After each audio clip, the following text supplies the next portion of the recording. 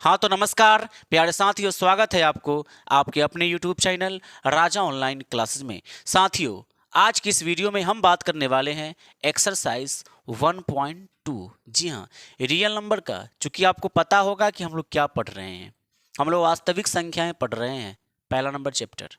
जी हाँ, जिसका 1.1 का एक्सरसाइज का जितने भी प्रश्न थे मैंने आपको करवा दिया है। अगर आपने नहीं देखा है तो सभी वीडियो का लिंक इस वीडियो के डिस्क्रिप्शन में होगा, आप वहां से ज़रूर देख लेंगे। आज के इस वीडियो में हम बात करने वाले हैं 1.2 एक्सरसाइज की। इसमें हम प्रश्न को स्टार्ट करते हैं, देखते हैं कि इसमें क्या सब होने वाला है।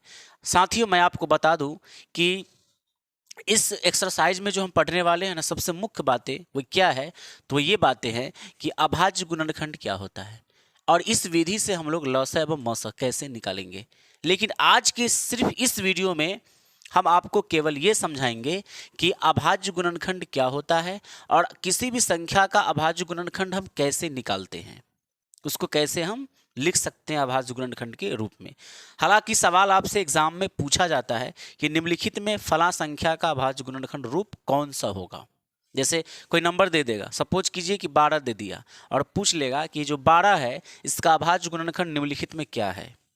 तो आपको पता होना चाहिए पहले कि अभाज्य गुणनखंड क्या होता है, फिर हम समझेंगे कि अभाज्य गुणनखंड विधि के द्वारा हम लसा और मसा कैसे निकाल सकते हैं। तो सबसे पहले आपको अभाज्य गुणनखंड करने आना चाहिए। तो मैं स्टार्ट करता हूं, बने रहिएगा आप, वीडियो को पूरा देखिएगा, छोड़कर मत भागिएगा। और अगर चैनल पर पहली बार आए हैं तो चैनल को सब्सक्राइब जरूर कर दीजिएगा और वीडियो को लाइक करके अपने सभी दोस्तों के पास शेयर जरूर कर दीजिएगा। तो चलिए फटाफट से हम स्टार्ट कर लेते हैं। अभाज्य गुणनखंड की बात हो रही है। सबसे पहले मैं आपको बता दूं कि सर ये अभाज्य गुणनखंड होता क्या है। अभाज्य गुणनखंड, गुणनखंड, ध्यान से बात को समझिएगा। क्या आप अभाज्य संख्या पढ़े हैं? यस सर, नंबर सिस्टम में आप ही तो पढ़ाए हैं अभाज्य संख्या।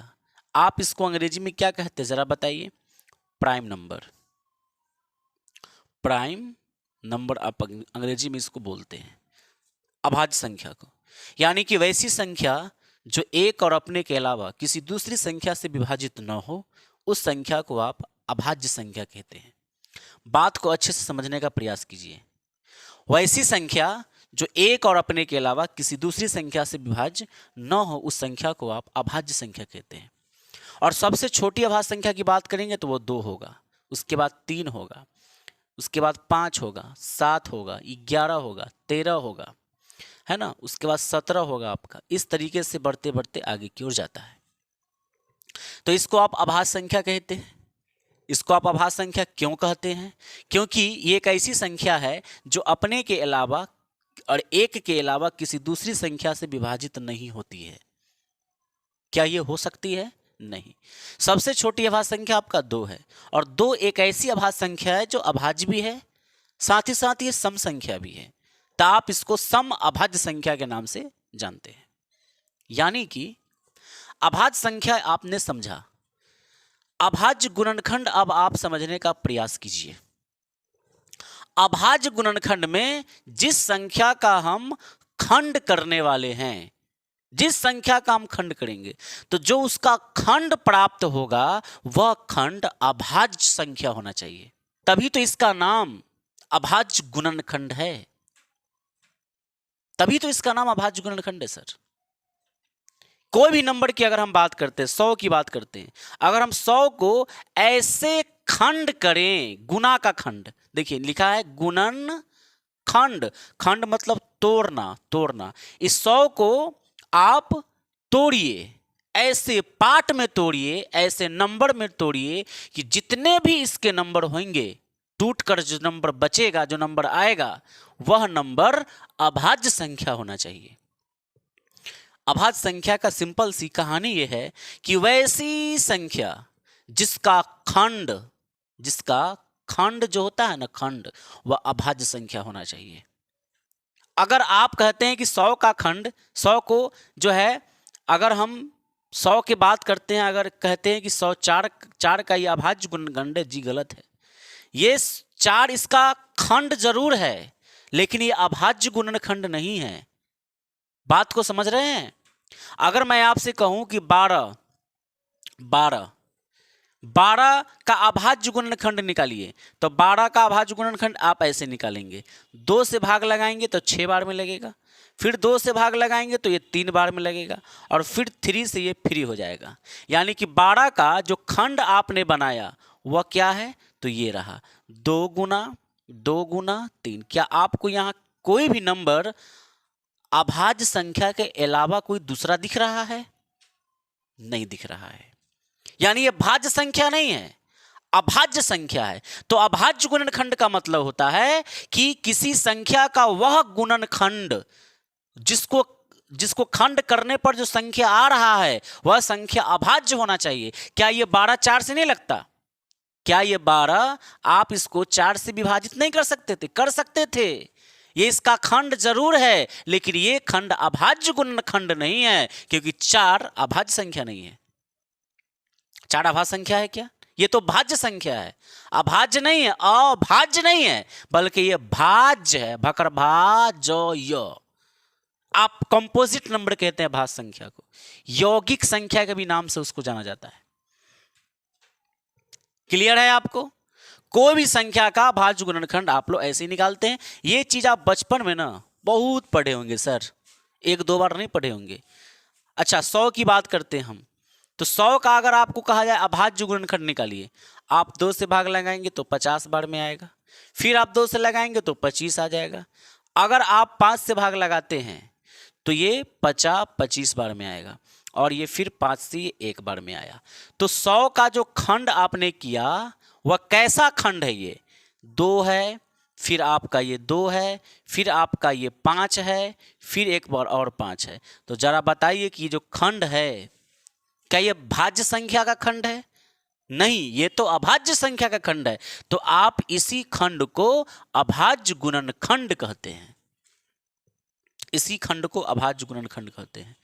2 गुने 2 गुने 5 गुने 5, गुना में जो आप देख रहे हैं इसको गुना करिएगा तो फिर से 100 हो जाएगा। 50 25 दूना 50 दूना 100। अगर आप कहते हैं ये 100 को काटने वाली संख्या सर 4 भी तो है, बिल्कुल है, 4 से ये कट जाएगा। 25 चौका 100। अगर आपने ऐसा खंड किया, ध्यान से मेरी बात को समझिएगा, अगर आपने ऐसा खंड किया तो ये सर खंड है। मैंने ये नहीं कहता कि खंड नहीं है, खंड है, लेकिन अभाज्य गुणनखंड नहीं है। ये अभाज्य गुणनखंड नहीं है। तो मैं उम्मीद करता हूं कि कोई भी संख्या का अभाज्य गुणनखंड आप कैसे लिख सकते हैं, है ना? अगर आप इसको ऐसे लिख सकते हैं, इसको आप पावर में बना के लिख सकते हैं। 2 बार आया है तो 2 की घात 2 हो गई, 5 2 बार है तो 5 की घात 2 हो गई। ऐसे आप लिख सकते हैं। तो अगर सवाल आपसे पूछ लिया जाए कि निम्नलिखित में बताइए कि कोई संख्या का अभाज्य गुणनखंड क्या है, कौन सा रूप इसमें है सही वाला, तो आपसे अगर पूछा जाएगा तो क्या आप जवाब दे पाएंगे सर? बिल्कुल अच्छे से जवाब दे पाएंगे। तो चलिए मैं ही आपसे एक सवाल पूछ लिया करता हूं, बताइएगा। आप क्वेश्चन आपको मैं दे रहा हूं, जरा कमेंट जरूर लिखिएगा। कि यहां पर मैं दे देता हूं आपको कि 180 का अभाज्य गुणनखंड निम्न में क्या है, निम्न में कौन है, ऐसे लिख देते हैं, कौन है 180 का अभाज्य गुणनखंड निम्न में कौन है। अगर मान के चलिए कि आपको ऑप्शन ए दे दिया, ऑप्शन बी दे दिया, ऑप्शन सी और ऑप्शन ये डी हो गया, ठीक है। यहां पर लिख दिया 2 की घात 3 गुना 5 की घात 3, ठीक है। यहां लिख दिया 2 की घात 4 गुना 3 की घात 2 गुना 5 की घात 2, ऐसे। यहां लिख दिया 2 गुना 3 की घात 4 और 5 की घात कुछ नहीं, और यहां लिख दिया इनमें से कोई नहीं, ठीक है। ऐसे आपको ऑप्शन दे दिया और पूछा गया कि 180 का अभाज्य गुणनखंड इनमें से कौन है। कैसे सॉल्व करेंगे? पहले तो आप इस 180 का कर ले खंड, 2 से लगाएंगे तो ये 90 बार में, फिर 2 से ये 45 बार में। आप 3 से भाग लगाएंगे यहां पर, अब क्योंकि 5 से भी लग रहा है, लेकिन पहले छोटी संख्या से भाग लगता है। आप ऐसा एलसीएम में पढ़े हैं। तो 3 पचे मतलब 3 से लगाएंगे तो 15 बार में, 15 तिया 45, 3 से फिर लगेगा ये 5 बार में, और ये 5 से हो जाएगा पार, एक बार में। तो यहाँ पर आपने देखा कि इस 180 के खंड में 2 बार तो 2 आया है, आपने लिखा, 2 बार 3 आया है, आपने लिखा, 1 बार 5 आया है। आप इसको क्या लिखेंगे? 2 की घात 2 गुना 3 की घात 2 और गुना में 5। ये आपका आ गया अभाज्य गुणनखंड का रूप। जरा मैच करेंगे कि क्या हमको ये कोई ऑप्शन दिख रहा है। 2 की घात 2 वाला तो कोई है ही नहीं है, यानी कि ना ऑप्शन ए सही है, ना ऑप्शन बी सही है, ना ऑप्शन सी सही है, ऑप्शन नंबर डी इनमें से कोई नहीं, क्योंकि जो आपका आया है वह इनमें से कोई नहीं है। तो option number D, D for दरोगा में आपका सिलेक्शन जरूर होगा। तो इस तरीके से आपका अभाज्य गुणनखंड होता है। तो आपका जो एक्सरसाइज 1.2 का उसको हम लोग सॉल्व करते हैं कि पहला नंबर क्वेश्चन क्या है। तो चलिए हम इसको मिटाते हैं और पहला नंबर क्वेश्चन लिखते हैं यहाँ पर। तो चलिए हम लोग 1.2 का पहला नंबर क्वेश्चन देखते हैं, अभाज्य गुणनखंड के रूप में व्यक्त करने वाला। देखिए लिखा है यहाँ पर, टोटल 5 क्वेश्चन है इसके अंदर, कि निम्नलिखित संख्याओं को अभाज्य गुणनखंड के रूप में व्यक्त कीजिए। और यहाँ पर आपका पहला क्वेश्चन है 140, दूसरा 156, 3825, फिर है 5005, 7429। सबको एक ही तरह से बनाना है। देखिए ध्यान दीजिएगा, मैं पहला इसको बना दे रहा हूँ। पहला नंबर का पहला नंबर क्या है आपके पास? 140। इसका जरा आप खंड कर दे। 140 का अगर आप खंड करते हैं 2 से 70 बार में लगेगा, फिर 2 से 35 बार में लगेगा, फिर 2 से लगेगा नहीं है ना, ये 2 से नहीं लगेगा, ये 5 से लगेगा। 5 7 35, 7 से आप लगाएंगे तो एक बार में। तो इस तरीके से आप लिखेंगे 140 बराबर 2 गुना 2 गुना 5 गुना 7। कोई दिक्कत आपको नहीं। अब इसको क्या लिख सकते हैं, जरा ध्यान दीजिएगा। ये जो आपके पास 140 है, इसका ये खंड है। 2 कितनी बार आया? 2 बार, तो आप इसको 2 की घात 2 लिख दीजिए।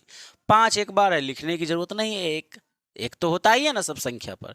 तो इसको आप कहते हैं अभाज्य गुणनखंड। तो मैंने 140 को अभाज्य गुणनखंड के रूप में मैंने लिख दिया, जो कि आपको यहाँ पर ये दिख रहा है। ठीक है, चलिए आगे बढ़ें। अब आ जाते हैं क्वेश्चन नंबर 2 के अंदर, ध्यान दीजिएगा। सेकंड क्वेश्चन है हमारे पास 156। फिर आप इसी तरह निकालेंगे 156 बराबर, इसका खंड जरा कर लें आप। इसका खंड 2 से लगाएंगे, 2 7 14, 2 8 16, 78 बार में गया। फिर 2 से आप लगाएंगे, 2 तिया 6, 2 9 18, 39 बार में चला गया। 3 से लगाएंगे तो 13 तिया 39, और फिर ये 13 से ये एक बार में। आपको एक चीज याद रखना है हमेशा कि अभाज्य गुणनखंड अगर आप जब भी करें तो अगर छोटी संख्या से भाग लग रही हो तो बड़ी संख्या से भाग लगाना गलत होगा। जैसे यहाँ पर अगर आप देखेंगे कि 3 से 39 कट रहा है और 39 जो है 13 से भी कट रहा है, तो पहले आप 13 से ना लगाकर पहले आप 3 से आप लगाएंगे। ठीक है, तो 156 बराबर आप क्या लिखेंगे? 2 बार आया है तो 2 की पावर 2 हो गई, और 3 एक बार है आपने लिखा, और 13 एक बार है तो आपने लिखा। तो इसको आप क्या कहते हैं? अभाज्य गुणनखंड का रूप। क्लियर है आपको? चलिए उम्मीद करते हैं अच्छे से समझ में आता होगा। तीसरा नंबर क्वेश्चन यहाँ पर मैं कर दे रहा हूँ। तीसरा क्या है हमारे पास? 3825। इसका भी खंड करना है। चलिए खंड करते हैं। तो जरा सा आप इसका खंड करते हैं तो खंड में क्या आएगा? 3825 का खंड करना होगा तो ये कितने से विभाजित हो जाएगा? क्या ये 3 से कट रहा है? अगर अंकों का योगफल 3 से विभाजित है तो वह संख्याएं 3 से विभाजित होती है। 5 आ 2 7, 8 7 15 और 3 18, 3 से ये कट जाएगा। चलिए 3 से इसको हम भाग लगा देते हैं पहले। 3 एकम 3, 3 दूना 6, 2 पर 2 22 होता है, 3 7 21, 3 25 15, यानी कि 1275 आया। आप गुणा करके देख सकते हैं। 5 तिया 15 के 5 हासिल का 1, 7 3 21 22 के 2 हासिल का 2, उसके बाद 3 दूना 6 2 8 और 3 एकम 3। कोई दिक्कत नहीं। चलिए अब कितना से भाग लगेगा? क्या ये फिर 3 से लग सकता है? जरा अंकों को जोड़कर देख लीजिए। 7 5 12 और 2 14 और 1 15। अगर अंकों का योगफल टोटल 3 से अगर विभाजित है तो वो पूरी संख्या 3 से विभाजित हो जाती है। जैसे इसको आपने जोड़ा तो 7 5 12 2 14 और 1 15, तो ये 15 क्या हो रहा है, 3 से कट रहा है ना 5 बार में, इसका मतलब ये पूरा संख्या 3 से विभाजित है कि नहीं है। तो आप 3 से लगाएंगे, 3 चौके 12, ये कट गया, 7 उतारते हैं, 3 दूना 6, 1 पर 5 15, तो 3 पचे 15। फिर आप यहाँ पर 3 से भाग लगा सकते हैं, क्या ये 3 से कटेगा, जरा जोड़कर देख लीजिए। 5 और 2 7 4 11 नहीं कटेगा, यानी 3 से नहीं होगा। 5 से क्या कट सकता है, बिल्कुल 5 से लगेगा। 5 8 40, 40 होगा, 8 बार में लगाएंगे तो 2 पर 5 25, तो 50 25। अब यहाँ 85 आया, फिर ये कटेगा 17 पचे 85 बार में, और ये 17 से एक बार में होली खेलने गया। तो यहाँ पर इसका खंड जो आया इसको यहाँ लिख देना है। 3 कितनी बार आया, तो 2 बार आया, 3 का पावर 2। 5 कितनी बार आया, 2 बार आया, 5 के पावर 2, फिर मल्टीप्लाई, फिर यहाँ पर 17 एक बार आया है। इस तरीके से आप ये लिख सकते हैं अभाज्य गुणनखंड के रूप में। क्लियर है आपको, बहुत बढ़िया, समझ में आ रहा है बहुत अच्छे से सर। तीसरा नंबर हो गया। चौथा नंबर क्या है प्रश्न, जरा चौथा नंबर क्वेश्चन पर ये देखिए, मैंने 1 नंबर बनाया, 2 नंबर बनाया, 3 नंबर बनाया, चौथा नंबर बना देते हैं। यहाँ पर है 5005। इसको कैसे बनाएंगे, इसी तरीके से जैसे बना रहे हैं, खंड कीजिए और फिर इसको लिख दीजिए। मैं साथियों उम्मीद करता हूं कि आपको क्लियर हो रहा होगा। ठीक है, तो ये हमारे पास है 5005, इसका खंड आप करते हैं तो कितना से ये भाग कटेगा, तो ये कटेगा 5 से, क्योंकि ये 3 से लग नहीं सकता, 2 से लग नहीं सकता। तो 5 से आप लगाएंगे तो 5 दहाई 50 हो जाएगा, ये 0 उतारेंगे, 5 एकम 5। ठीक है, 1001 आया, क्या ये फिर से ये 5 से कट सकता है, क्या ये फिर से 5 से कटेगा, तो आपका उत्तर क्या आएगा, नहीं सर ये 5 से अब कभी नहीं कट सकता है। तो ये कितना से कटेगा, जरा आप ध्यान दीजिए, कितना से भाग लग सकता है। अगर हम देखें 7 से भाग लगाकर, तो क्या ये भाग लगेगा, जरा भाग लगा के देखते हैं 7 से। 7 एकम 7, तो यहाँ पर 3 बचेगा, 3 पर 0 30, 7 चौके कितना होता है, तो 28 होता है। 30 में से 28 घट के 2 बचेगा, और 2 पर 1 21, 7 दिया 21, 143 आ गया, ये तो कट गया। क्या ये फिर से 7 से विभाजित होगा, क्या ये फिर से 7 से विभाजित होगा, नहीं सर 14 तो कट रहा है, लेकिन 3 तो शेष आ जाएगा ना, नहीं कटेगा। क्या ये कितने से विभाजित होगा, क्या ये 13 से विभाजित होगा, बिल्कुल सर 13 से विभाजित होगा। 13 एकम 13 लगाएंगे, 13 एकम 13 लगेगा ना 14 में, तो फिर 1 बचेगा, 1 पर 3 13 फिर से हो गया, फिर एक बार में, और फिर लास्ट में 11 से ये एक बार में ये चनाचूर खाने गया और ये बच गया। इसको आप यहाँ पर लिख लीजिए। 5 एक बार आया है आप लिखते हैं, 7 एक बार आया है आप लिखेंगे, 13 एक बार आया आप लिखेंगे, और 11 एक बार आया लिखेंगे, और आपका ये उत्तर हो गया। कितना आसान है, बहुत भारी है अभाज्य गुणनखंड, नहीं है, बहुत आसान है। अच्छा, उसके बाद लास्ट क्वेश्चन और बाकी है नंबर 5। तो चलिए हम 5 नंबर को भी निपटा देते हैं। 5 नंबर में है 7429, 7429। चलिए हम इसका भी खंड करते हैं और फिर समझने का हम प्रयास करते हैं। इसके खंड करते हैं साथियों, ध्यान दीजिएगा। 7429 है, 7429, क्या ये कितने से भाग लगेगा, 3 से लगेगा क्या, जरा बताइए, कमेंट कीजिए सर। 9 2 11 4 15, और 15 और 7 22 होता है, नहीं लगेगा 3 से। फिर ये कितना से लगने वाला है, फिर ये कितना से लगेगा, 5 से तो लगेगा नहीं, 5 से तो लगेगा नहीं। क्या ये 7 से लगेगा, क्या ये 7 से लगेगा, देखिए 7 एकम 7, ये तो कट गया। अच्छा 42, 7 6 के 42, 7 से भी ये भाग नहीं लगेगा।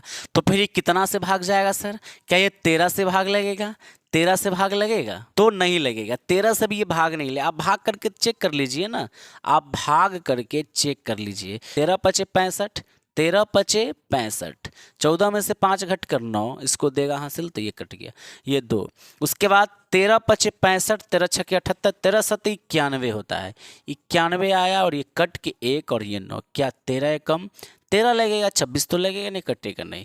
यानी कि अगर आप इसको 17 से काटना चाहें साथियों, तो ये कट सकता है। कैसे, 17 के पहाड़ा में तो 74 नहीं आता है, तो 17 × 51, 17 चौका 68, 17 चौका 68, 17 से ये कट सकता है, ध्यान दीजिए। 17 चौका 68, 17 चौका कितना होता है 68, 14 में से 8 गया 6, ये कट गया 2। 17 के पहाड़ा में 62 नहीं आता है, 17 चौके 68 होता है और 17 तिहाई तो 51 ही होता है। 2 में से 1 घटाकर 1 लिखिए, 6 में से 5 घटकर 1, 11 हो गया। अब यहाँ से आप 9 उतार लीजिए। क्या 17 के पहाड़ा में 119 आता है? यस सर आता है। 17 सते 119, 17 सते 119, यानी कि ये कट गया यहाँ पर। फाइनली 437 आपका आंसर आया, यानी कि भागफल पूरी तरह कटने के बाद।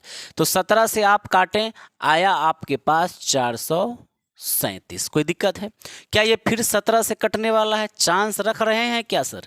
17 से क्या चांस लगता है? अगर देखा जाए 17 से भाग लगाने के लिए 437 में, तो ये कटेगा क्या? जरा देखिए, 17 तिया 51 नहीं लगेगा, 17 दूना 34, 13 में से 4 घटेगा 9, ये कट कर आ गया 7, 13 छके 78, 13 सत्ती 91, नहीं कटेगा। यानी 17 से ये कटने उठने वाला नहीं है। यानी कि अब आगे बढ़िए, तो क्या ये 19 से कटेगा? क्या ये 19 से कट जाएगा? 19 के पहाड़ा में 43 आता है? नहीं, 19 दूना 38 होता है, तो 38 हुआ। अगर 43 में से आप 38 को घटाते हैं, अगर आप 43 में से 38 को घटाते, 13 में से 8 गया 5, ये कट गया। और यहाँ से फिर आप क्या उतारेंगे, है ना? आप यहाँ से उतारेंगे 7 को 57। क्या 19 के पहाड़ा में 57 आता है? बिल्कुल सर, 19 से तक काम बन गया, 19 से तक काम बन गया। 19 से अगर आप 437 से भाग लगाते हैं तो 19 दूना होता है 38, 13 में से 8 घट के आ गया 5, ये कट गया और ये 7, तो 19 तिहाई कितना होता है? 57।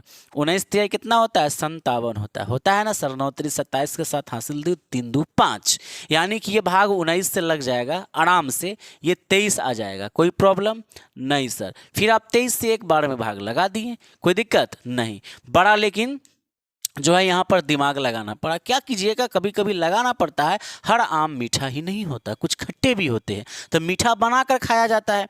तो आप इसको लिखेंगे 17 गुने 19 गुने 23। साथियों, क्या आपको ये बात समझ में आया? क्या आपको ये बात समझ में आया? क्या आपको अभाज्य गुणनखंड के रूप में किसी भी संख्या को चेंज करने आया सर? अगर मैं आपसे कहूं जरा बताइए कि 13 का अभाज्य गुणनखंड क्या होगा, तो आप कहेंगे सर मजाक कर रहे हैं। नहीं नहीं नहीं, मजाक थोड़ी कर रहे हैं सर, 13 से तक कोई कटबे नहीं करता है। तो सर ये इसका अभाज्य गुणनखंड 1 गुना 13 यानी खुद 13 है। अभाज्य गुणनखंड स्वयं है, तभी तो अभाज्य संख्या का परिभाषा है। वैसी संख्या जो एक और अपने के अलावा, जो एक और अपने के अलावा किसी और संख्या से विभाजित न हो, उस संख्या को अभाज्य संख्या कहते हैं। ये छोटी मोटी परिभाषा थोड़ी है, बहुत अच्छा परिभाषा है सर, बहुत अच्छा परिभाषा है। साथियों, मैं उम्मीद करता हूं कि आपको जो है ये एक्सरसाइज 1.2 समझ में आया होगा। आशा करते हैं, उम्मीद करते हैं आप पर कि आप अच्छे से सीख गए होंगे। यह पहला नंबर क्वेश्चन आपको ऐसे ही सॉल्व करना था। आगे अगर हम बढ़ते हैं तो ये वीडियो बहुत ज़्यादा लंबा हो जाएगा। मैं जल्द ही अगले वीडियो में आपके बीच उपस्थित हो जाऊंगा क्वेश्चन नंबर 2 लेकर, जिसमें हम और भी अच्छे चीज पर बात करने वाले हैं और ये भी समझेंगे कि अभाज्य गुणनखंड विधि द्वारा लसा कैसे निकालते हैं और मसा कैसे निकालते हैं। आप इसको एलसीएम कहते हैं, लोएस्ट कॉमन मल्टीपुल, और आप इसको एचसीएफ कहते हैं, हाईएस्ट कॉमन मल्टीपुल। बचपन में आपने खूब बनाया है लसा मसा, खूब बनाया है। मास्टर जी लिख कर देते थे कॉपी पर और जो है हम उसको सॉल्व करके बोरा पर बैठ के सर पढ़े थे। जी सही बात है। तो चलिए हम नेक्स्ट वीडियो में आपके लिए लेकर उपस्थित हो जाएंगे एलसीएम और एचसीएफ अभाज्य गुणनखंड विधि से कैसे निकालते हैं। तो अभाज्य गुणनखंड विधि से लसा मसा निकालने के लिए अभाज्य गुणनखंड के रूप में पहले चेंज करना होगा, तभी जाकर हम अभाज्य गुणनखंड विधि से लसा और मसा निकाल पाएंगे। तो अगले वीडियो का इंतजार जरूर कीजिएगा, वीडियो लंबा हो जाएगा, इसलिए मैं यहीं पर इस वीडियो करता हूं समाप्त। मिलते हैं आपके साथ एक नए वीडियो में एक नए क्वेश्चन के साथ। तब तक के लिए जय हिंद, जय भारत, वंदे मातरम।